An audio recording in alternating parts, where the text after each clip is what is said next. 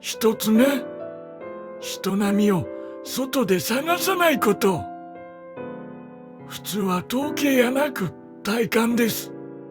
自分が無理せず続けられる状態がその人の普通になります。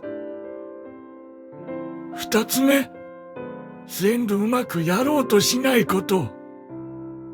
仕事、金、人間関係、体調、どれか一つ崩れてるくらいが実はちょうどいい。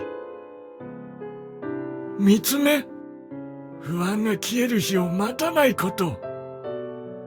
普通に生きてる人も不安を抱えたまま暮らしています。